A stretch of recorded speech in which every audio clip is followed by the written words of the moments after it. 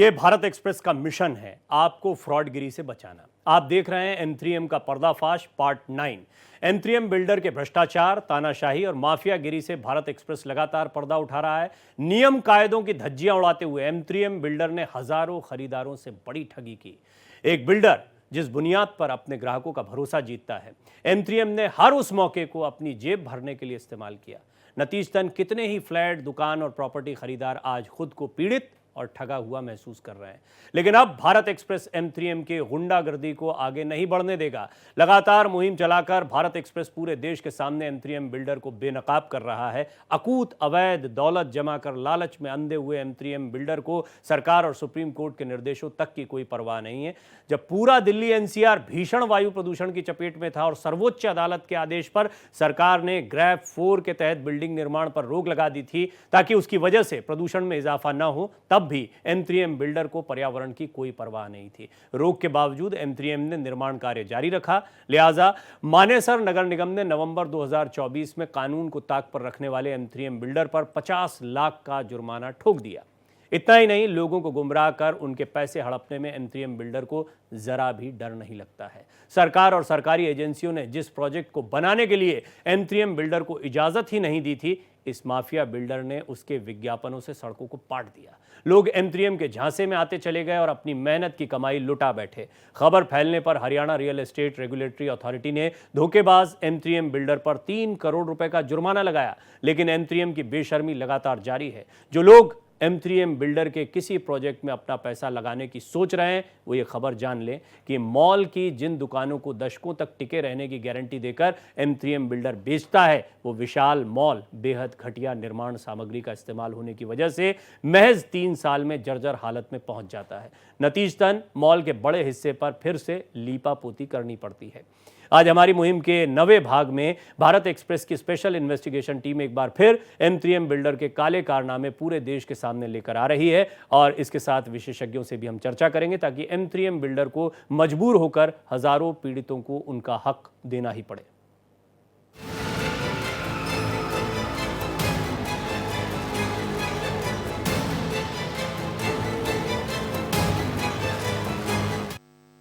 सपनों का घर देने के नाम पर आम नागरिकों की मेहनत की कमाई लूटने वाले माफिया बिल्डर M3M को सुप्रीम कोर्ट के आदेशों तक की परवाह नहीं है। दिल्ली जब भीषण प्रदूषण की चपेट में थी, तब सर्वोच्च अदालत ने पहल करते हुए प्रदूषण के खिलाफ दिल्ली NCR में सख्त नियम लागू किए।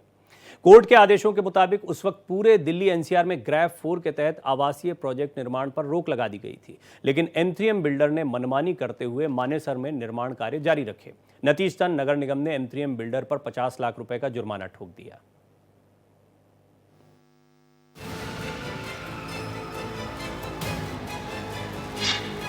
माफिया बिल्डर M3M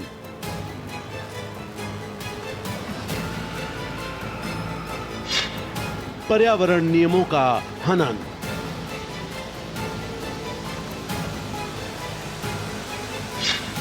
प्रदूषण को दिया बढ़ावा,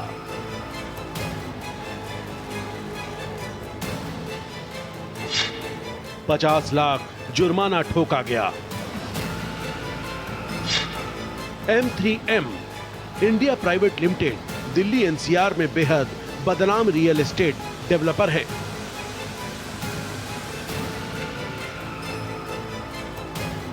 कारगुजारियों के मुताबिक ये बिल्डर पर्यावरण नियमों को भी ताक पर रखकर निर्माण कार्य करता रहा है। इसी वजह से मानेसर नगर निगम ने नवंबर 2024 में M3M बिल्डर पर 50 लाख का जुर्माना लगाया था। ये जुर्माना graded response action plan grief stage 4 के तहत लगाए गए प्रतिबंधों के उल्लंघन के कारण लगाया गया।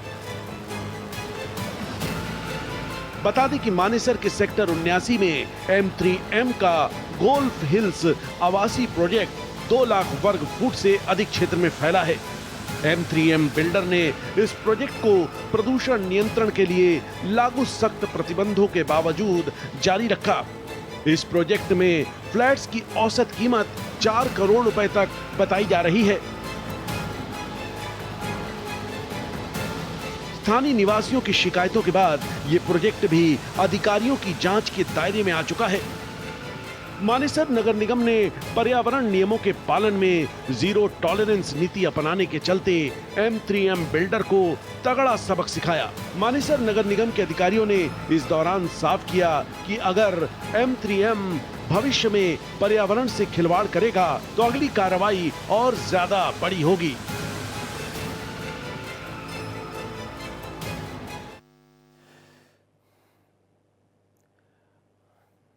पार्ट 9 मतलब ये मिशन कितना लंबा निकल चुका है इसका अंदाजा आप लगा सकते हैं और हमने हर तह तक जाने की कोशिश की और इसके लिए बधाई की पात्र है भारत एक्सप्रेस की एसआईटी टीम।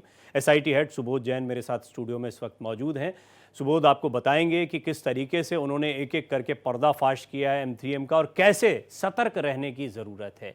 और दिल्ली पुलिस के वरिष्ठ अधिकारी नियमपाल सिंह जी भी मेरे साथ मौजूद हैं जो इस तरह के कई मामलों को देख चुके हैं, तो कानूनी तौर पर या फिर पुलिस की तरफ से आप किस तरह की मदद ले सकते हैं, किस तरह सतर्क रह सकते हैं, वो भी उनसे जानने का प्रयास करेंगे। इसी तरह मेरे साथ संदीप मिश्रा हैं, जाने माने अधिवक्ता हैं सुप्रीम कोर्ट के। संदीप जी भी मेरे साथ जुड़ रहे हैं, कानूनी पेचीदगियों के बारे में वो आपको ज़्यादा स्पष्ट करेंगे। लेकिन सुबोध भाई, सबसे पहले आप बताएं ज़रा कि ये जो ग्रैफ 4 की अनदेखी करते हुए निर्माण कार्य किया जा रहा था और इसमें एक बड़े बिल्डर के लिए जिसने अकूत संपत्ति खड़े 50 लाख का जुर्माना सांकेतिक होता है, लेकिन वो इस बात को इंगित करता है कि आपने गलत काम किया है, ये ज़्यादा ज़रूरी है। और फिर ऐसे समय पर तो इन लोगों पर और शिकंजा कसा जाना चाहिए था।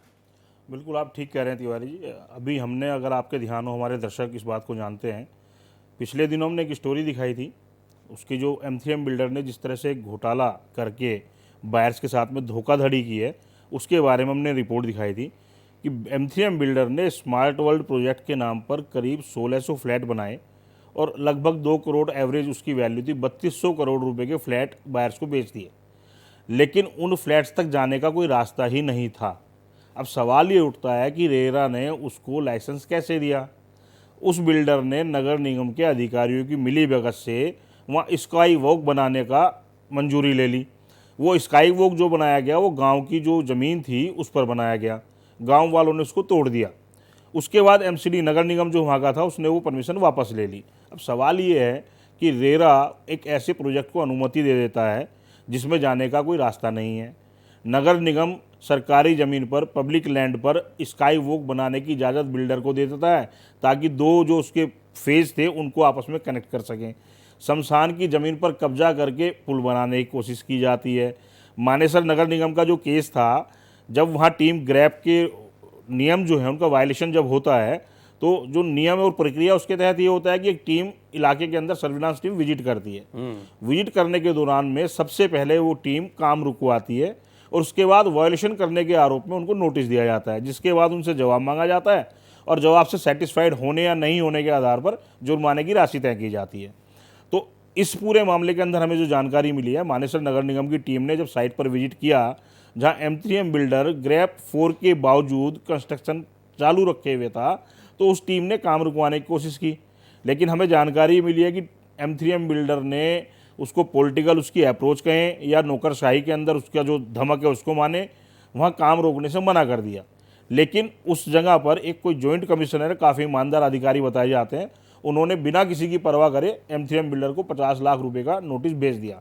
उसके बाद क्या हुआ अभी वो जानकारी सामने नहीं आ पा रही है। लेकिन सवाल ये है कि नियमों का उल्लंघन होता है, सुप्रीम कोर्ट की डायरेक्शन को फॉलो नहीं किया जाता है, सेंट्रल पोल्यूशन कंट्रोल बोर्ड की टीम्स हैं उनको कुछ माना नहीं जाता है, नगर निगम लोकल जो टीम जाती है उनकी कोई तवज्जो नहीं दी जाती है। तो नगर निगम, रेरा, डीसी, पुलिस सब गुड़गांवा के अंदर M3M बिल्डर को आप मान सकते हैं कि वो उस इलाके का एक तरह से बादशाह है, जहां वो जो चाहता है करता है। जी ये जो आप पॉइंट लेकर आए ना, इस पर मैं नियमपाल सिंह जी को, जो कि DCP भी रह चुके हैं दिल्ली के, तो उनको मैं ज़रूर इस चर्चा में लाना चाहूँगा। सर, एक बहुत बड़ा सवाल यही खड़ा होता है कि इसमें देखिए पीड़ित कौन है। पीड़ित है एक सामान्य व्यक्ति, वो लोग जो बायर्स हैं, जो अपने पूरी ज़िंदगी का सपना संजोते हैं, अपना पैसा जोड़ते हैं, इन्वेस्टमेंट के लिए पैसा लगाते हैं और ठगी होती है। लेकिन ये नेक्सस चलता कैसे है? इसमें सिस्टम के भी लोग शामिल हैं, जैसा सुबोध बता रहे हैं। मुझे ये बताएं कि जैसे उन्होंने बताया इस जगह का बादशाह है, ऐसे लोग बेलगाम हो जाते हैं। यानी ये एक तरीके से कोई प्रशासनिक व्यवस्था नहीं है, अपना पैसा कमा रहे हैं, लेकिन पूरे सिस्टम को कहीं ना कहीं अपने चंगुल में रखा है। आप इस सिस्टम का एक महत्वपूर्ण हिस्सा रहे हैं, आपको बहुत ईमानदार ऑफिसर के तौर पर लोग जानते हैं। मुझे ये बताएं कि सिस्टम पर कितना दबाव होता है सर? देखिए तिवारी जी, सबसे पहले मैं भारत एक्सप्रेस को बधाई देता हूं कि इस तरह के बिल्डर के खिलाफ उन्होंने आवाज़ उठाई है। और न केवल M3M बल्कि और भी इस तरह के बिल्डर हैं जो इस लाइन पे चलते हैं, काम करते हैं। भोली भाली जनता को भगा फुसलाकर उनके एजेंट हैं, ऐसे वशीकरण कर लेते हैं उसका कि वो मजबूर, उसे तो घर की तलाश है, कहीं ना कहीं लेना ही लेना है। पुलिस के संज्ञान में जब इस तरह की बात आती है तो पुलिस तो जब कार्रवाई करती है। इतना दुनिया भर के बिल्डर अपने अपने प्रोजेक्ट को तैयार कर रहे हैं तो पुलिस अननेसेसरी जाकर जो है उनको दखल नहीं देती जब तक कि उसके संज्ञान में कोई कंप्लेंट ना आए। वो तो बात अलग है कि इन्वेस्टिगेशन का मैटर बन जाता है।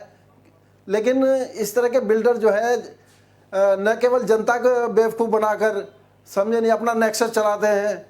कई पिछली दफ़ा सुप्रीम कोर्ट के आदेश से पैसे भी वापस करवाए गए।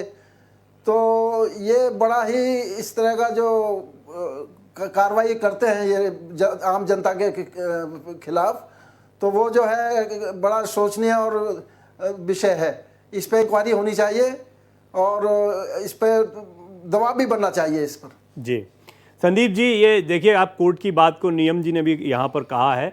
संदीप जी, आप एक जाने माने अधिवक्ता हैं, हम जानते हैं कि कई मामलों को आप देखते हैं, लेकिन मुझे ये बताइए कि कानूनी इंटरवेंशन या सुप्रीम कोर्ट के आदेश का जो जिक्र अभी किया नियमपाल सिंह जी ने, कितने कानूनी अधिकार हमारे पास हैं और क्या कोर्ट में स्टैंड कर पाते हैं ये बायर्स, वो पीड़ित लोग जो ऐसी बड़ी ताकतों से लड़ रहे हैं जो सिस्टम पर भी हावी होते हुए दिखाई देते हैं कई बार?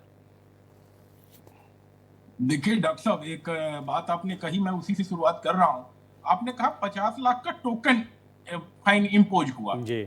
50 लाख का या 5 रुपए का टोकन फाइन अगर एक बिल्डर पे इंपोज होता है, लेकिन नेशनल न्यूज नहीं बनती है दिल्ली NCR के अंदर।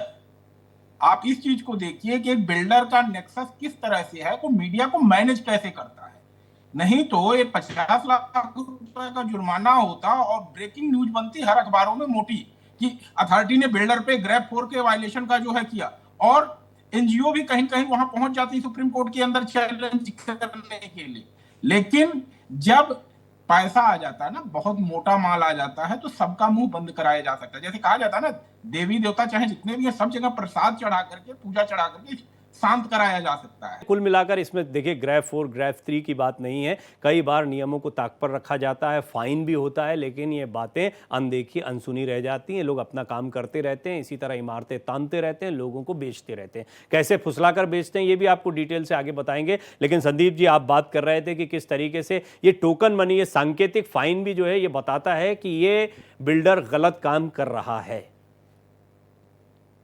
बिल्कुल डॉक्टर साहब, देखिए बात यह है कि आप उस अखबार से उम्मीद नहीं कर सकते जो M3M का विज्ञापन अपने फ्रंट पेज पे निकालता है। तो जो सबसे बड़ी बात है, हम क्या करते हैं, हमें जब कोई फ्लैट लेना होता है तो हम तो पहले अखबार का पन्ना पलटते हैं कि कौन बिल्डर छोटे पेज पे अखबार विज्ञापन दे रहा है, कौन बड़े पेज पे विज्ञापन दे रहा है। जैसे ही बड़े पेज पे 2-3 पेज का उसका विज्ञापन देखते हैं, तुरंत हमको लगने लगता है अरे भाई ये बिल्डर रिलायबल है और इसका फ्लैट जो है हम ले सकते हैं। लेकिन जब आपके पास आज की तारीख में सबसे बड़ा हथियार है RTI, जन सूचना का अधिकार आपके पास है, क्या आप अथॉरिटी से एक एप्लीकेशन डाल करके 10 रुपए का पोस्टर लगा के पूछना भी नहीं मुनासिब समझते? इन्वेस्ट करने से पहले जिसको हम पैसा देने जा रहे हैं वो क्या अथराइज है या सिर्फ रेरा का रजिस्ट्रेशन लिख देने से उसने रेरा का कंप्लायंस कर दिया? डेफिनेटली नहीं। क्यों? क्योंकि मैंने कहा आपसे कि किसी भी बिल्डर को खड़ा करने में 4 लोगों का हाथ होता है। पहला, एक राजधानी में बैठी हुई सरकार, दूसरा अथॉरिटी, तीसरा पुलिस और चौथा मीडिया। जो मीडिया को मैनेज कर लेता है, जो पुलिस को मैनेज कर लेता है, जो अथॉरिटीज को मैनेज कर लेता है और सरकार की जिसके ऊपर कृपा रहती है, वो सबसे बड़ा बिल्डर बनता है। ये संदीप जी, आपने बहुत इंपॉर्टेंट एक इशू उठाया है और इसको भी नहीं छोड़ूंगा। आज तैयारी इसकी भी है, आज इसको हमने शामिल किया बकायदा। आप चर्चा में अलग इसको पहले ले आए हैं, लेकिन ये छोटी सी चर्चा हम कर लेते हैं, उसके बाद में डिटेल में बताएंगे एक रिपोर्ट के जरिए कि कैसे ये लोगों की आंखों में जो धूल झोंकना होता है ना, वो यही विज्ञापनों का खेल होता है, जिसका जिक्र संदीप जी ने थोड़ा किया है। थोड़ी थोड़ी देर आप इंतजार करिए तो आपको दिखाएंगे कि कैसे इन्होंने आंखों में धूल झोंकी है। लेकिन सुबोध जी, ये बात सही है कि इन्होंने सब कुछ मैनेज कर रखा है। हम कहते हैं सिस्टम की बात तो करते हैं, लेकिन सिस्टम जो है वो मनी से रन होता है। पैसा इनके पास अकूत है, जहां देखो वहां पैसा दे। इसका भी तो कोई चेक एंड बैलेंस होना चाहिए। जब आप अपना इन्वेस्टिगेशन करते हैं तो इस सिस्टम के प्रति आपके मन में क्या भाव आता है या कितनी चिंता पैदा होती है? देखिए डॉक्टर साहब, इसमें असली कहानी क्या है ना, ब्यूरोक्रेसी में अगर ईमानदार लोग हों तो चीज़ें मैनेज नहीं हो पाएंगी। अगर सरकार के अंदर जो सीट पर बैठे हुए लोग हैं अगर वो ईमानदार हों तो जनता के साथ में धोखाधड़ी नहीं हो पाएगी। अभी जो ईडी के मामले में जून 2023 में ये लोग अरेस्ट हुए थे, जेल गए थे, रूप बंसल, बसंत बंसल और उसके बाद ये पंकज बंसल, इन सब का जो बेसिकली क्या है इनका कि आपने नेता सेट किए, आपने ब्यूरोक्रेट सेट किए, एक जुडिशरी बची हुई थी वहाँ भी सेटिंग कर ली, वो जज साहब भी गए और ये लोग भी जेल में गए। अब ईडी की इन्वेस्टिगेशन के दौरान जो चीज़ आई उसमें आया था कि जो पूर्व मुख्यमंत्री थे भूपेंद्र सिंह हुड्डा, उनके माध्यम से इन्होंने 7-8 गांव हैं जिनकी ज़मीन के सौदे कराने रोक लगवा दिया। उसमें सेक्शन लगती है, सेक्शन लगने के बाद में आप प्रॉपर्टी सेल नहीं कर सकते। अब कहानी क्या थी? कहानी ये थी कि वहाँ मार्केट रेट जो था वो था 3 करोड़ रुपए एकड़, और जो सर्किल रेट था जितने पैसे की हम रजिस्ट्री कराते हैं वो जो रेट था वो था 70 लाख रुपए का। यानी कि आप जो ट्रांजैक्शन करेंगे, आपने 2 एकड़ ज़मीन किसी किसान ने अगर बेची है तो उसकी रजिस्ट्री जो होगी 1 करोड़ 40 लाख रुपए की होगी, लेकिन उसको पैसा मिलेगा 6 करोड़ रुपए। तो वो ब्लैक मनी होगा, जिसको हम ब्लैक मनी बोलते हैं। तो इन्होंने क्या किया, वहाँ सैंक्शन लगवा दी तो किसान परेशान हो गया और वो अपनी ज़मीन नहीं बेच पाया। अब इन्होंने सेटिंग करके बैक डेट के स्टैम्प पेपर में जिस तरह के आरोप है, और सुप्रीम कोर्ट तक ये मामला पहुंचा हुआ है, अभी भी किसान वहाँ के लड़ाई लड़ रहे हैं लेकिन उन्हें न्याय नहीं मिल पा रहा। उनको बैक डेट में स्टैम्प पेपर पे उनके एग्रीमेंट कराए और 2-2.25 करोड़ रुपए में उनको बोला तुम्हारी ज़मीन बिक नहीं पाएगी। तो 1 करोड़ रुपए एकड़ अपना खाया और किसान ने सोचा यार ये सारी ज़मीन जाती रहेगी, अथॉरिटी एक्वायर कर लेगी, 70 लाख रुपए आपको मुआवजा मिलेगा, 2 करोड़ मिलने चलो इसमें से ही। तो वहाँ भी गड़बड़ घोटाला किया और सारा काम कर लिया। तो आप सोचिए, जब प्रदेश का मुख्यमंत्री शामिल हो, टाउन प्लानर होते थे, country and town planner TC Gupta, जिनके बारे में मशहूर था कि उनके यहाँ बिना पैसे कोई काम ही नहीं होता। अभी ये सरकार है, मनोहर लाल खट्टर जो मुख्यमंत्री थे, उन्होंने उनको एक आयोग का चेयरमैन बना दिया, जबकि CBI ने लिख के दिया हुआ साहब ये इन्वॉल्व है घोटाले के अंदर और इनका हमने चार्जशीट में नाम लिखा हुआ है। तो जब सरकार ब्यूरोक्रेसी में जो बैठे हुए भ्रष्ट लोग हैं उनको सत्ता में शामिल करेगी, उनका महिमा मंडन करेगी, तो भ्रष्ट ब्यूरोक्रेट्स को डर क्यों लगेगा? तो सारा खेल ये है, बड़ा इंपॉर्टेंट है। और देखिए, मैं तो आपकी बेबाकी को सैल्यूट करता हूं। ऐसे पत्रकारों की बहुत ज़्यादा ज़रूरत है जो खुलकर बेबाक बोलते हो। नहीं तो हम देखते हैं कि बहुत ज़्यादा सोचकर, और आजकल नेताओं के आगे पीछे ज़्यादा दिखाई देते हैं, अधिकारियों के आगे पीछे ज़्यादा दिखाई देते हैं लोग। नियमपाल जी, अल्टीमेटली डर तो फिर पुलिस का ही होता है। लेकिन मैं जो पहले सवाल कर रहा था वही दोबारा आपके सामने रखूंगा। दबाव में पुलिस भी होती है। हम जानते हैं कि पुलिस का डर एक सामान्य लोगों में तो बहुत ज्यादा होता है, लेकिन जो जितना बड़ा हो जाता है फिर उसके मन से क्या डर निकलता चला जाता है, क्योंकि सिस्टम उसकी जेब में होता है, ऐसा उसे लगता है। नहीं, बिल्कुल सही है, मैं इत्तेफाक रखता हूं आपकी बात से, क्योंकि इसको रूल्ड आउट नहीं किया जा सकता। उस चैनल में जो भी आ रहे हैं वहाँ कहीं ना कहीं तो मैनेज किया है, तो साफ जाहिर है। अकेला आदमी जो है इस तरह से इंडिपेंडेंट, इस तरह से बेईमानी नहीं कर सकता पब्लिक के साथ, तो ये इससे रूल्ड आउट नहीं किया जा सकता। लेकिन यह है कि सारे ऐसे होते भी नहीं है। अभी किसी भाई साहब ने, शायद सुबोध नाम है उनका, कि भाई ईमानदार अगर अफसर हैं तो उसमें बड़ी दिक्कत आती है पास कराने में अपने प्रोजेक्ट को। तो अच्छा, दूसरी बात यह है कि बिल्डिंग जो भी बनाएंगे, चाहे वो मॉल हो या सोसाइटी हो, उसमें सब स्टैंडर्ड मटेरियल लगाते हैं ये लोग। वहाँ भी इनका हेरा फेरी चलती है। उसकी कोई गारंटी नहीं कि कितने साल तक ये चलेगा, कितनी गिरना। ऐसे प्रोजेक्ट जहाँ मैं रहता हूँ, राजनगर एक्सटेंशन में, वहाँ ऐसे प्रोजेक्ट हैं जो बंद पड़े हुए हैं, अभी भी लोगों ने पैसा फंसा रखा है उसमें। तो ये तो कहने की बात है कि ज़रूर इसमें सिस्टम जुड़ा हुआ है, चाहे वो नेता हो, ब्यूरोक्रेट हो, या और कोई चैनल हो, मीडिया हो, चलो। लेकिन आपने चूंकि ये कदम उठाया है मैं आपकी प्रशंसा करता हूं। नहीं नहीं, आप कदम अच्छे पॉइंट पर ले आए, आप अच्छे पॉइंट पर ले आए। संदीप जी जो बात कह रहे थे और आपने जो बात कही, घूम फिर के बात आती है कि आंखों में धूल झोंकने के लिए मीडिया का इस्तेमाल होता है, बात ठीक है, एडवर्टीजमेंट का इस्तेमाल होता है, और ये एडवर्टीजमेंट जो है ये सचमुच में धोखे में डालते हैं। कई बड़े चेहरों पर भी सवाल खड़े हुए हैं जब वो कई प्रोडक्ट का विज्ञापन करते हैं, और कई ऐसे बिल्डर्स जो बड़े बड़े विज्ञापन देते हैं, लोगों को रिझाते हैं, तो वो जिन माध्यम से अपने विज्ञापन दे रहे हैं वहां कितनी जिम्मेदारी बनती है, ये भी सोचने और विचारने का विषय है। एंथ्रियम बिल्डर का फरेब जानकर हर कोई हैरान रह जाता है। ये रियल एस्टेट डेवलपर सड़कों को ऐसे प्रोजेक्ट्स के विज्ञापनों से पाट देता है जिनको बनाने की इजाजत इसे मिली ही नहीं होती है। आम नागरिक इन बड़े बड़े विज्ञापनों को देखकर एंथ्रियम के जाल में फंस जाता है और अपनी जिंदगी भर की गाड़ी कमाई एंथ्रियम को सौंप देते हैं। अब आप खुद ही सोचिए, जिन प्रोजेक्ट्स को बनाने के लिए सरकार की तरफ से ग्रीन सिग्नल मिला ही नहीं है, वो भविष्य में कब बनेंगे? फ्लैट की आस में लोगों का जीवन बीत जाता है, लेकिन इस माफिया बिल्डर की दादागिरी रुकती ही नहीं। M3M बिल्डर फ्लैट निर्माण की दुनिया में सरकार और सरकारी विभागों के खिलाफ जाकर अपना अलग ही साम्राज्य चला रहा है। खरीदारों को गुमराह कर पैसे लूटने के लिए M3M बिल्डर मनमाने प्रोजेक्ट के विज्ञापन सड़कों पर लगा देता है। इसी वजह से अक्टूबर 2021 में Haryana real estate regulatory authority ने M3M पर 3 करोड़ रुपए का जुर्माना लगाया। ये कार्रवाई M3M द्वारा 2 परियोजनाओं का बिना आवश्यक पंजीकरण के विज्ञापन और विपणन करने के कारण की गई थी। बता दें, रेरा ने गुरुग्राम के सेक्टर 89 में सिटी ऑफ ड्रीम्स प्रोजेक्ट को बढ़ावा देने के लिए M3M पर 2.59 करोड़ रुपए का भारी जुर्माना लगाया। वहीं सेक्टर 61 में स्मार्ट वर्ल्ड फ्लोर्स प्रोजेक्ट के प्रचार के लिए 50 लाख रुपए का अतिरिक्त दंड लगाया गया। Haryana real estate regulatory authority ने M3M की धोखाधड़ी पर स्वतः संज्ञान लिया और इस माफिया बिल्डर पर भारी जुर्माना ठोककर सख्त चेतावनी दी। प्राधिकरण ने स्पष्ट किया कि रियल एस्टेट विनियमन और विकास अधिनियम 2016, रेरा एक्ट 2016 के तहत किसी भी डेवलपर के लिए परियोजना का पंजीकरण कराए बिना विज्ञापन, विपणन या बिक्री गतिविधि करना अवैध है।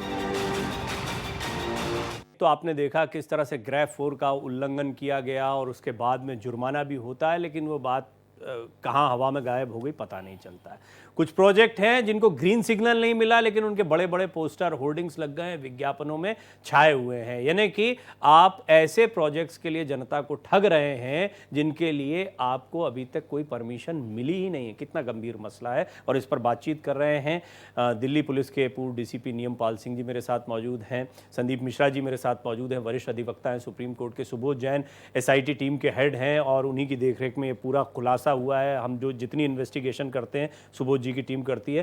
तो सुबोध भाई, ये भी बताइए मुझे कि ये जो अभी हमने विज्ञापनों वाली बात देखी, फिर ये तो जो संदीप जी नियमपाल जी कह रहे थे ब्रेक से पहले, काफ़ी विज्ञापनों पे बात हुई, यानी कि वो भी एक बहुत बड़ा तरीका है कि आप कैसे हर जगह पर अपनी पैड बना सकते हैं और लोगों को मिसलीड कर सकते हैं। देखिए डॉक्टर साहब, एक बेसिकली एक नेक्सस है। नेक्सस कैसे, इसको समझिए। एक नियम था, पहले आपने देखा होगा, अब से कुछ वर्ष पहले तक बिल्डर प्री लॉन्च किया करते थे। प्री लॉन्च के नाम पे आपसे इन्वेस्टमेंट कराई जाती थी और उस पैसे का बिल्डिंग के प्रोजेक्ट को कहीं और ट्रांसफ़र कर दिया, प्रोजेक्ट पेंडिंग में डाल दिया, दूसरा शुरू हुआ, तीसरा शुरू हुआ, लोगों के पैसे फंसते रहते थे, प्रोजेक्ट आते रहते थे। तो रेरा आने के बाद में लगा कि कुछ अंकुश लगेगा और बिल्डर मनमानी नहीं कर पाएगा। तो इन लोगों ने एक नया खेल शुरू किया है, EOI का, एक्सप्रेशन ऑफ इंटरेस्ट। अपना कोई प्रोजेक्ट लाते हैं और लोगों को उसके अंदर आमंत्रित करते हैं कि आप इसके अंदर इच्छा रखते हैं तो आइए। सवाल और बात वही है कि आप प्री लॉन्च कह दें, EOI कह दें, ये काम वही है। ये मैं एक्सप्रेशन ऑफ इंटरेस्ट अच्छा, इंटरेस्ट या इंटेंट भी मुझे तो अभी आपने क्या किया, प्री लॉन्च किया। प्री लॉन्च क्या है, आपने किसी इंसान को एक ख्वाब दिखाया कि आज मार्केट में आप 5,000 रुपए स्क्वायर फीट बेच रहे हैं और अगले कुछ दिन के अंदर 25,000 रुपए स्क्वायर फीट, बड़ा इन्वेस्टमेंट है, बड़ा फायदा मिलेगा, बड़ा फायदा। तो आदमी ने क्या करा कि ठीक है यार, मेरे पास 10, 15, 20 लाख रुपए हैं, इसको पे कर देता हूँ, बाकी धीरे धीरे अपना प्लान बन जाएगा, काम शुरू हो जाता है। दिल्ली और NCR के अंदर आप देखेंगे तो मीडियम लेवल फैमिलीज में बहुत सारे हजारों की तादाद में परिवार बर्बाद हो गए हैं। और बर्बाद होने का केवल एक कारण है कि बिल्डर के चंगुल में फंस जाते हैं, उसका एडवर्टाइज देखते हैं, बड़े बड़े उसके ख्वाब देखते हैं, उसके अंदर कुछ आपके फिल्म स्टार होते हैं, कुछ बड़े लोग होते हैं, नेताओं को बुलाया जाता है, नेताओं से ट्रॉफी ली जाती है, वो भी खरीदी जाती हैं कि बिल्डर को बहुत अच्छा अवार्ड मिला है, वो एक कंपनी ने या किसी सोसाइटी ने प्लान किया, वहाँ कोई मंत्री, मुख्यमंत्री, केंद्रीय मंत्री बुलाया, उसको अवार्ड दे दिया, आपने फ़ोटो छाप दी कि साहब सबसे बड़े बिल्डर का अवार्ड मिल गया, तो लोगों को लगता है यार मुख्यमंत्री खड़ा हुआ है, केंद्रीय मंत्री खड़ा हुआ है, ऋतिक रोशन खड़ा हुआ है, फलाना स्टार खड़ा हुआ है, तो आदमी आगे बेचारा अपना पैसा लगा देता है। अब उसके साथ दिक्कत क्या आती है, उसने पैसा वहाँ लगा दिया, उसके पास पूरा पैसा होता तो पूरा दे देता, वो बेचारा किस्तों में इसलिए गया कि उसके पास पूरा पैसा नहीं है। उससे लगा कि बिल्डर 2 साल में प्रोजेक्ट पूरा करेगा, 18 महीने में प्रोजेक्ट, वो लिखते भी क्या 2 साल नहीं लिखते हैं, वो 16 महीने, 18 महीने, 19 महीने। जो चोर होता है ना, वो चोर की एक कहानी होती है, वो कभी भी राउंड फिगर में बात नहीं करता। जो आपसे दलाली खाने वाला आदमी हमेशा बोलेगा 1700 रुपये देने हैं जी, वो कभी 2000 या 1500 नहीं बोलेगा। तो वो घुमा फिरा के उसको ले आते हैं, आदमी सोचता है 16 या 18 महीने की बात कर रहा है, बिल्कुल ठीक आदमी है, वरना 24 महीने भी लिख सकता था। तो आदमी अपना एक सोचने का तरीका होता है, जो मध्यम वर्गीय आदमी है वो शब्दों पर, चीज़ों पर ध्यान देता है, उसे ख्वाब भी अच्छे लगते हैं, और कुछ ऐसे ख्वाब होते हैं जिनको वो हकीकत समझ बैठता है। तो ख्वाब तो उसको ये अच्छे लगे कि यार बिल्डर बहुत बढ़िया, इसके साथ बड़े लोग खड़े थे। अब हकीकत उसने ये समझ ली, जो ख्वाब था सही में 18 महीने में मिलना कुछ नहीं भैया। अब उसके बाद 25-30 लाख रुपए तो उसने इन्वेस्ट कर दिए, सोचा कि यार 70 लाख का प्रोजेक्ट है, 2 साल के बाद मिल जाएगा। आखिर में बिल्डर आगे बोलता साहब पूरा पैसा जमा कराइए, प्रोजेक्ट थोड़े दिन में पूरा होने वाला है, वो लोन उठा के काम शुरू कर देता है। अब उसका लोन शुरू हो गया, वो बेचारा किराए के मकान में रह रहा है, 10, 12, 15 जो भी बेचारा दे रहा है वो किराया दे रहा है, अपना मकान का सपना देखा था, जो जमा पूंजी थी वो बिल्डर को दे दी, ऊपर से लोन ले लिया। अब बैंक वालों ने दरवाज़ा खटखटाना शुरू कर दिया, भैया पैसे दो, अब किस्त के पैसे भी दो। तो आपका जो पैसा था वो ख़त्म हो गया, किस्त शुरू हो गई, किराया चल ही रहा है। अब आप उस पूरे सिस्टम के अंदर आप क्या करोगे? अगर आपको मैं बताता हूँ कि अब से करीब 15 साल पुरानी बात है, रिसेशन आया था, तो मेरे कुछ दोस्त जो हैं MNCs में काम करते थे गुड़गांव के अंदर ही, जब रिसेशन आया उनकी नौकरी चली गई, उन्होंने सबसे पहले क्या किया कि 60, 70, 80 हज़ार रुपये की उस समय सैलरी हुआ करती थी, बड़ी अच्छी सैलरी, उन्होंने 50 लाख का, 40 लाख का कोई फ्लैट ले लिया, उसी समय इतना ही रेट हुआ करता था, 10 लाख रुपए दिए, 30 लाख की किस्त करा दी, नौकरी गई, काम खत्म। तो वो जो प्रॉपर्टी थी वो ले गया बैंक उठा के, कहीं ने तो सुसाइड कर लिया। तो लेकिन समस्या क्या है, सुसाइड करने वाला एक मध्यम वर्गीय आदमी है, ना किसी नेता का बच्चा है, ना किसी अभिनेता का बच्चा है, ना किसी नौकरशाह का बच्चा है, ना किसी जज का बच्चा है।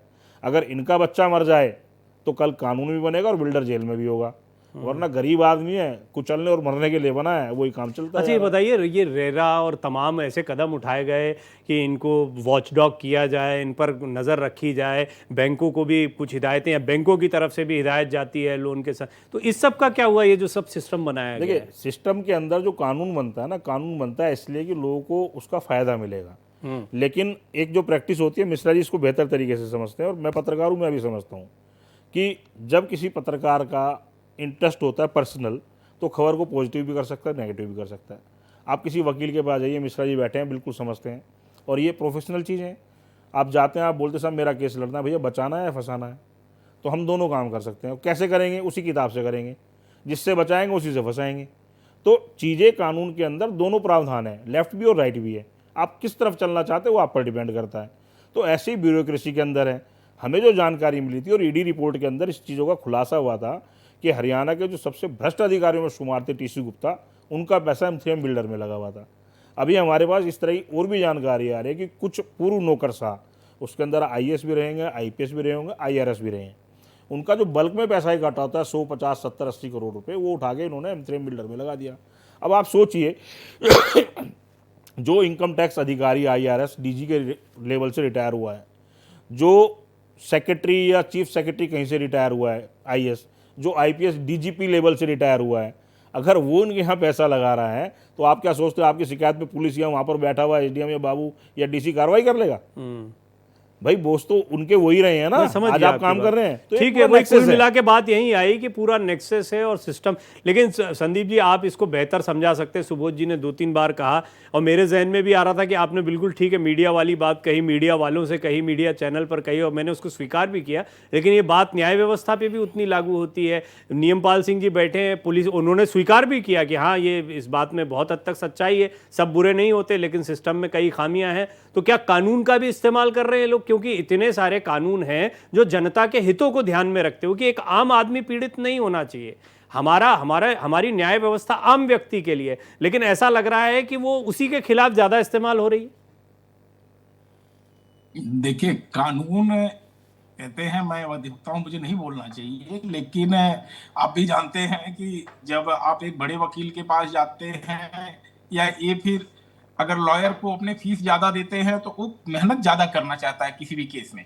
और यही एक कारण है कि आपने सुना होगा मुंबई में एक अभिनेता थे, उनका भी ऑर्डर टाइप नहीं हुआ था, हाई कोर्ट में अपील हो गई, हाई कोर्ट से ऑर्डर भी पास हो गया था।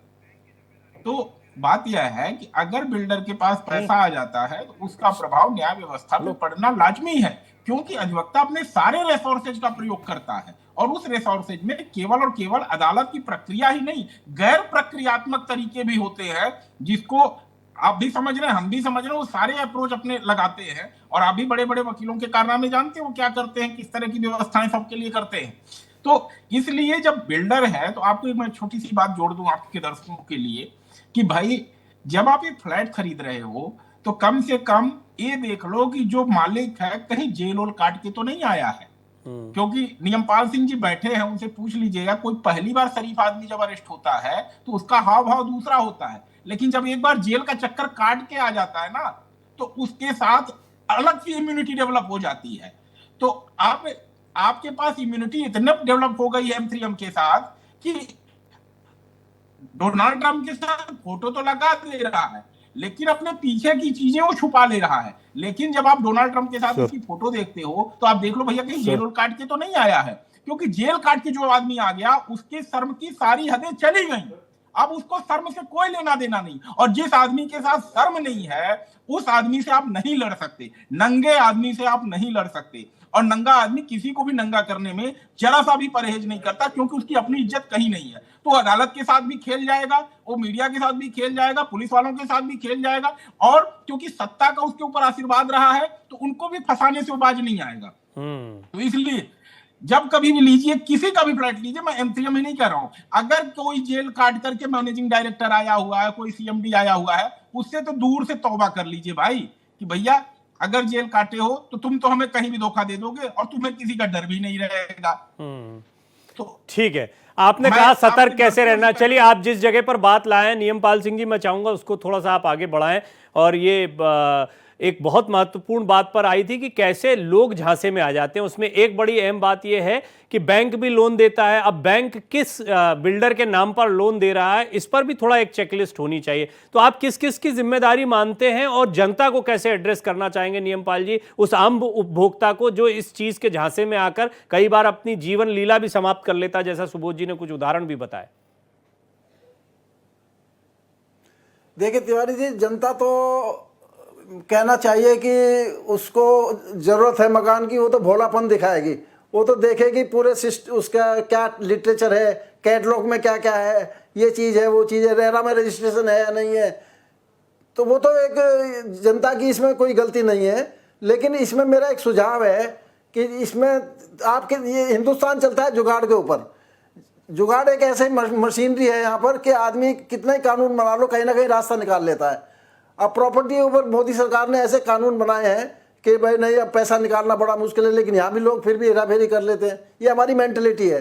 तो इसमें मैं सुझाव ये देता हूँ कि इस तरह का जब कोई नोटिस आता है किसी बिल्डर का, वो माफिया है जुड़ा हुआ, उसका इस तरह से लोगों का पैसा फंसा हुआ है, उसको ब्लैक लिस्ट कर दे। ब्लैक लिस्ट करके उसके खिलाफ मुकदमा हो और उसको आगे वो इस लाइन में घुस ही ना सके। इससे संदेश जाएगा और बिल्डर के पास भी कि भाई ऐसा करेंगे तो ऐसा हो जाएगा। ये मेरा सुझाव है जी। एक बैंकिंग प्रणाली को जानने वाले भी अब हम एक आध मेहमान को बैठा के कभी बातचीत करेंगे, क्योंकि ये मुहिम जारी रहेगी। लेकिन जो सुबोध भाई, मैं अभी एक सवाल पूछ रहा था, अगर आप उस पर थोड़ी रोशनी डालना चाहें, बैंकों की भूमिका कैसे देखते हैं जो लोन देते हैं ऐसे बिल्डर्स के नाम पर। देखिए, आप बैंक की तिवारी जी आप देखेंगे तो बैंकों का आपके जो मोबाइल है, आपके मोबाइल पर कम से कम 2-3 कॉल तो रोज आ ही जाती हूँ जी। वो तो उधार बैठे हैं देने के लिए। तो जितने भी हिंदुस्तान में लोग मोबाइल यूज करते हैं उनको बखूबी पता है कि बैंक पैसा देने के लिए तैयार बैठे हैं कि आप कैसे भी एक बार उलझ जाओ, फिर हम जाने और हमारा सिस्टम जाने। तो जो बड़े बिल्डर हैं, आप कभी भी अपना मकान बनाइए, मकान के तमाम दस्तावेज लीजिए। एक आपको जो बताता है एक बिल्डिंग प्लान होता है। आप जब कोई प्रॉपर्टी बनाते हैं, खरीदते हैं, तो एक बिल्डिंग प्लान होता है जी। बिल्डिंग प्लान आपका पास हो गया, आपने नक्शे से प्रॉपर्टी बना ली, उसके बाद एक सर्टिफिकेट लेना होता है, उसको बोलते हैं CC, कंप्लीशन सर्टिफिकेट। अगर वो सर्टिफिकेट आपके पास नहीं है तो प्रॉपर्टी पर लोन नहीं होता है। लेकिन आज मैं आपको ऐसी सैकड़ों संपत्तियां हैं, कहीं भी जाइए, किसी भी कॉलोनी में जाइए, जिनके पास कंप्लीशन सर्टिफिकेट नहीं है लेकिन बैंक ने लोन दे दिया। अभी आप एक दिल्ली के अंदर एक सिस्टम शुरू हुआ था, मे बी अदर स्टेट में भी होगा, कि जब आप किसी संपत्ति में अवैध निर्माण करते हैं तो उसको वहाँ की जो लोकल बॉडी होती है, एमसीडी है, नगर निगम जो भी रहता है, पंचायत, वो उस प्रॉपर्टी को बुक कर देती है, उसकी फाइल बन जाती है, आपको नोटिस भेज दिया जाता है और उसकी सूचना रेवेन्यू डिपार्टमेंट को यानी रजिस्ट्रार ऑफिस में भी दे दी जाती है, फलानी प्रॉपर्टी बुक है। तो उस प्रॉपर्टी की जब आप सेल परचेज करते हैं तो उस पर एक रेड स्टैंप लगाई जाती है कि ये प्रॉपर्टी अवैध निर्माण में बुक है, उस प्रॉपर्टी पर लोन नहीं हो सकता। लेकिन आप दिल्ली के किसी भी सब रजिस्ट्रार दफ्तर में जाइए, आपके जेब में 25, 30, 40, 45, 50 हज़ार रुपये होने चाहिए। कॉलोनी के हिसाब से ज़्यादा हो सकते हैं। आप अगर पोस्ट कॉलोनी में, मालवीय नगर, डिफेंस कॉलोनी या उधर जा रहे हैं तो 2-3 लाख 4 लाख रुपए लगते हैं। आप अगर किसी ठीक सी कॉलोनी में 1.5-2 लाख रुपए का गज का रेट है तो आपका 2-3 लाख रुपए लगते हैं। तो हर जगह का रेट फिक्स है। तो नियमों के अंदर इस तरह की सिस्टम में गुंजाइश है। और ये आप कहीं भी, अगर आज की सरकार, कोई भी सरकार हो, मैं खुली चुनौती देता हूँ, कोई भी अधिकारी जो अपने आप को ईमानदार बताता है आकर बैठे और मैं जो बोलता हूँ केवल 2 महीने की फाइल निकाल दे, अगर चोरी ना मिले तो मैं पत्रकारिता छोड़ दूंगा। गुंजाइश नहीं, चोर रास्ते हैं, मैं तो कहूँगा। तो मैं वही बता रहा हूँ ना, ये पूरा सिस्टम है, नेक्सस है, जिसके अंदर ब्यूरोक्रेट्स हैं। और ऐसा नहीं आप सोचते हैं कि आप एसआर वहाँ पर पैसे ले रहा है, वो आपको स्टैंप नहीं लगा रहा है। आप सोचिए, दिन में अगर उसने 10 प्रॉपर्टी ऐसी निकाल दी जो, क्योंकि दिल्ली में अनऑथराइज कंस्ट्रक्शन तो आपको पता है किस हिसाब से चल रही है, सुप्रीम कोर्ट भी धमका रहा है, हाई कोर्ट भी धमका रहा है, लेकिन फर्क किसी को नहीं पड़ रहा। क्योंकि ये नेक्सस इतना बड़ा है कि जब आप एक आदमी एक दिन में 5 या 8 लाख रुपए, 10 लाख रुपए रिश्वत के ले रहा है केवल 6 स्टैंप नहीं लगाने के। अब वो 10 लाख का बैठता उसका 3 करोड़ रुपए, अगर उसने डीसी को, अपने डिविजनल कमिश्नर को, रेवेन्यू कमिश्नर को पैसे दे दिए तो उसका तो लाडला बेटा वही होगा ना। आपकी शिकायत कौन सुन रहा है? My God. अब ये देखिए, आपने जब खुलासे किए हैं तो एक और खुलासा है कि किस तरह घटिया माल का इस्तेमाल किया जाता है, वो भी ज़रा दर्शकों को दिखा देते हैं। भारत एक्सप्रेस लगातार मुहिम चलाकर M3M बिल्डर के काले कारनामों से पर्दा उठा रहा है। परत दर परत कई ऐसी हकीकत सामने आ रही हैं जो M3M के भ्रष्टाचार की कलई खोल रही हैं। अपनी लालची सोच की वजह से M3M बिल्डर ने कई ऐसे प्रोजेक्ट्स खड़े कर दिए हैं जिनके निर्माण में गुणवत्ता से समझौता कर बेहद घटिया सामग्री का इस्तेमाल हुआ। M3M के हाथों पीड़ित हुए लोग खुद उसकी तानाशाही को कैमरे में रिकॉर्ड कर दुनिया के सामने पेश कर रहे हैं।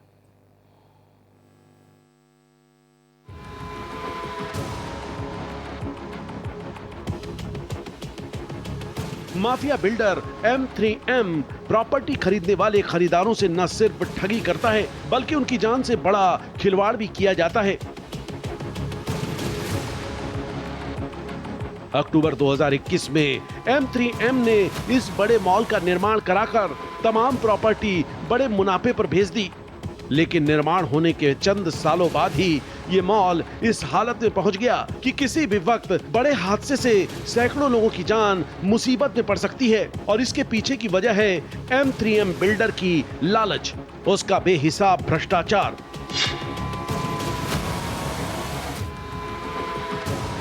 M3M बिल्डर प्रॉपर्टी बेचने से पहले बड़े बड़े विज्ञापन लगाता है। उन विज्ञापनों में निर्माण के दौरान सर्वोत्तम गुणवत्ता की सामग्री इस्तेमाल करने के दावे किए जाते हैं, लेकिन हकीकत में M3M बिल्डर के हर प्रोजेक्ट में बेहिसाब मिलावटी निर्माण सामग्री इस्तेमाल होती है।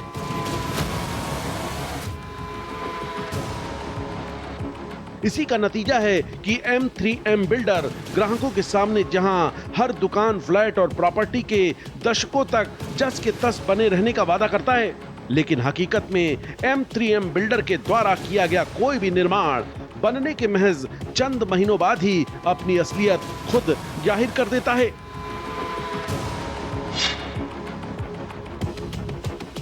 M3M बिल्डर की भ्रष्टाचारी सोच का नतीजा है कि दावों के मुताबिक जिस विशाल मॉल को कई दशक सिर तान कर खड़े रहना था, वो निर्माण के सिर्फ 3 साल के अंदर ही खस्ता हाल हो चुका है। अब M3M बिल्डर उसे रिपेयर करने में भी घटिया निर्माण सामग्री का इस्तेमाल कर रहा है। इस माफिया बिल्डर के हाथों बनाए गए कितने ही प्रोजेक्ट खराब गुणवत्ता की सामग्री से बने हैं जो किसी भी रोज बड़े हादसे में बदल सकते हैं, जिसकी वजह से सैकड़ों हजारों लोगों की जान जोखिम में है। वहीं दूसरी तरफ जिस खरीदार ने M3M से फ्लैट या दुकान खरीदी है, उसकी छत, दीवारों और गलियारों से उखड़ता निर्माण उन्हें खुद के ठगे जाने का एहसास कराता है। लाख शिकायतों के बावजूद M3M बिल्डर खरीदारों की सुनवाई करने को तैयार नहीं होता। लाचार होकर ठगी के शिकार बने खरीदारों को सोशल मीडिया पर वीडियो और फोटो पोस्ट कर M3M बिल्डर के खिलाफ बिगुल फूंकना पड़ता है। पीड़ित निवेशक बाकी लोगों को भी आगाह कर रहे हैं कि वो भूलकर अपनी मेहनत की कमाई M3M बिल्डर के किसी प्रोजेक्ट में निवेश न करें। लेकिन अब M3M बिल्डर के भ्रष्टाचार और दहशत का अंत होने वाला है, क्योंकि भारत एक्सप्रेस ने ठान लिया है कि जब तक M3M हर पीड़ित खरीदार को उनका हक नहीं दे देता, तब तक उसके काले कारनामों का सच हमारी बुलंद आवाज में लगातार पूरे देश के सामने खुलता रहेगा। भारत एक्सप्रेस अपनी सत्य, साहस और समर्पण से भरी पत्रकारिता के बूते M3M बिल्डर के अवैध साम्राज्य की नींव उखाड़ फेंकेगा। देखिए, मेरे साथ पैनल पर 3 मेहमान मौजूद हैं। वो तीनों ऐसे वर्ग से आते हैं जिससे लोगों को बड़ी अपेक्षाएं होती हैं। जब कोई परेशानी होती है, ख़ास तौर पर इस तरह की किसी के झांसे में आ जाए, तो उनकी तरफ भागना पड़ता है। एक पुलिस हुई, एक हुए वकील साहब, एक हुए पत्रकार महोदय। तो मीडिया, इनसे उम्मीदें रहती हैं। एक एक करके मुझे बताएं। संदीप जी, सबसे पहले अब कुछ ऐसी बात कि इस चर्चा से कुछ दर्शक लेकर भी जाएं, यानी कि वो बायर्स जो उम्मीदों के साथ अभी इस चर्चा को देख रहे हैं, वो ये ना देखें कि सिर्फ एक चर्चा करी, वो सब दिखा दिया। परेशानी तो हम भी जानते हैं। कैसे बचें, समाधान क्या है, क्या होना चाहिए इनके खिलाफ?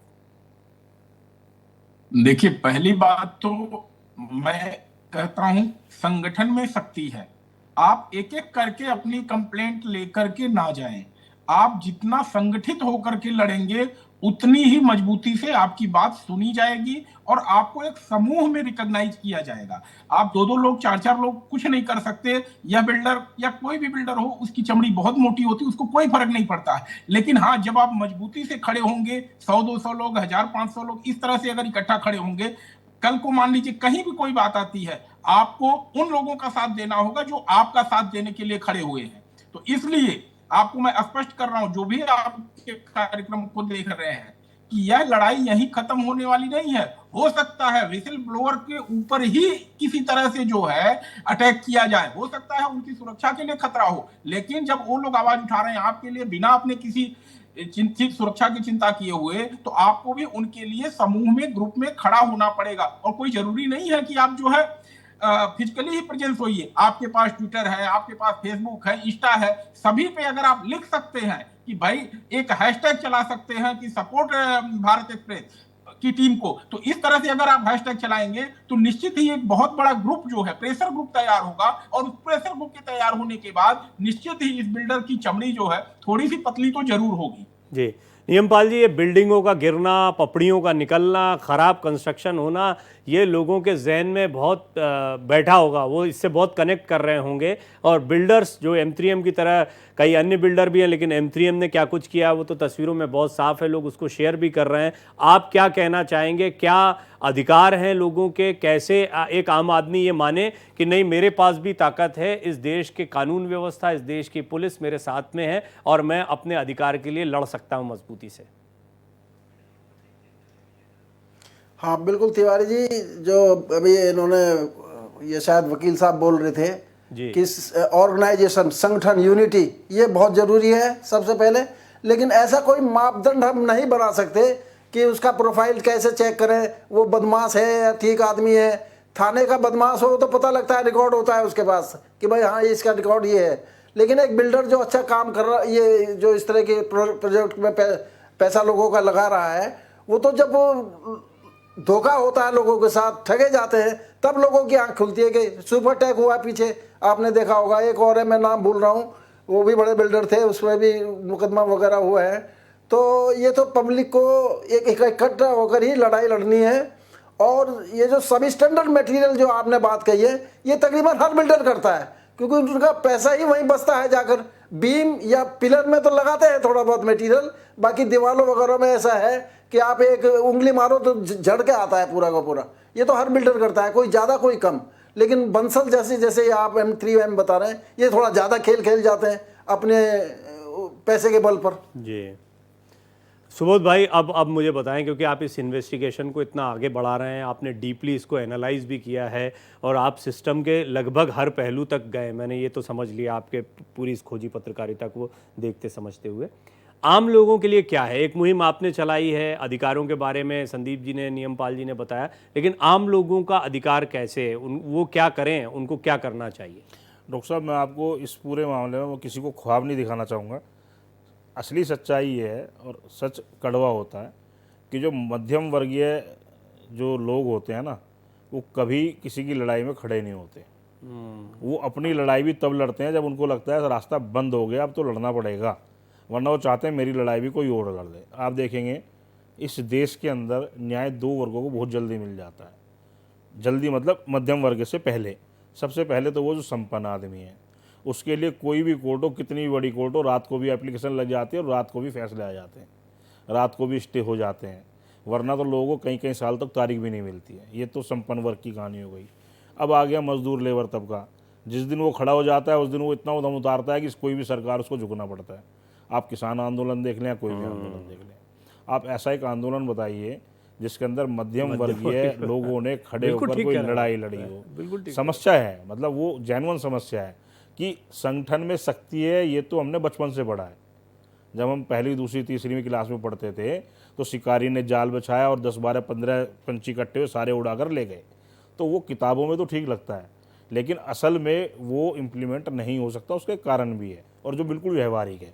व्यवहारिक कारण ये है कि जो मध्यम वर्गीय आदमी है वो रोज़ खाता है और रोज़ कमाता है, उसकी स्थिति मजदूर से भी ज़्यादा बुरी होती है।